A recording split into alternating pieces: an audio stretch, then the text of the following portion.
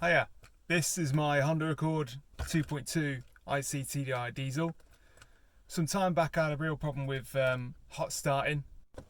So if your car has a 2.2 Honda iCTDi engine and you have a problem starting it when the car is already warm, so we're talking driving 20 minutes, the temperature gauge is up there at normal temperature, you get out just for a few minutes and then you come back to your car, the engine's still warm and it won't start, then you've probably got the same problem that I had, and you can do the same thing that I did to fix it.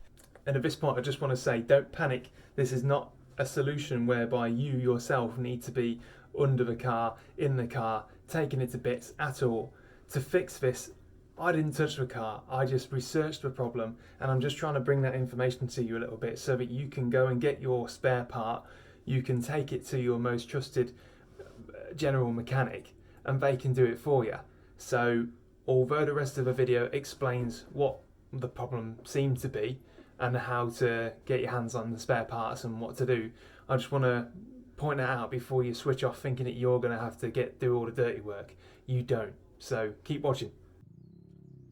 So if you take the engine cover off of your 2.2 iCTDi, you should see something that looks like this. And if we turn our attention to the end of the fuel rail, which I'm pointing out here, there's a valve on the end, and this is the valve that goes wrong. This is the valve that fails when hot, and it's attached to the fuel rail, which runs along the whole side of the engine, and it's not available separately from the fuel rail from Honda. To make matters worse, in the Accord particularly, not so much in the Civic or CR-V perhaps, but there's not enough room to get any tools on it, and it's tight, it's stuck fast, it's not coming out. So eventually I made a decision to see if I could just replace the whole fuel rail. So in a nutshell, you need to get yourself on eBay, you need to look for a Honda 2.2 iCTDi fuel rail. When you've got this spare part, you can then hand it to your mechanic, ask him to swap out the fuel rail. It will take him less than an hour, and the whole thing should cost you in total about 120 quid. And when you've got 120 quid on the other hand and over £1,000 for getting the main dealer to sort it out by replacing the whole thing with brand new parts, the choice is pretty clear. It's pretty crucial to make sure that the fuel rail that you do buy has the fuel relief valve in it. It looks like this, it looks like a nut that's just on the end of the fuel rail. If the part doesn't have this, then the whole thing is pointless. This is the part that needs to be replaced to make the whole thing work. The only reason why we're getting a whole fuel rail is because it's simply easier. You're more likely to come across a fuel rail with this valve in than you are to find the valve separately. It just doesn't commonly come separately. So make sure, ask the seller if you're in any doubt to make sure that that fuel relief valve is in the end of it. Then you're clear to buy it. So this is how my experience went.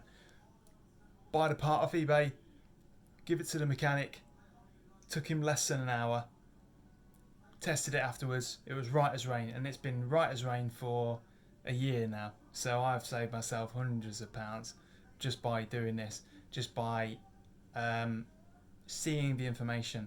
The information that I'm relaying to you now actually came from the Honda Civic Owners Club or forum, I can't remember exactly which it is, but the information I'm telling you now, if it comes in handy, you've got those guys to thank.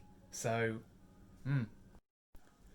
although I can't confirm it, because the 2.2 iCTDi is shared amongst the Accord, the Civic and the CR-V of that era, the fuel rails may well be interchangeable. So if the only options you've got are for a fuel rail that came off a Civic, it may well still work. You can only give it a punt. It's got to be worth a try. If you manage to get your problem fixed because of the information I've given to you in this video, believe me, when I had the problem and I had a conked out car for 2 weeks, I really wish that there was a video for me to stumble upon that told me all this. But if it helps you, just come back and give my account a subscribe, because I need to get my subscriber numbers up so I can start slapping ads on everything and annoying the hell out of everyone.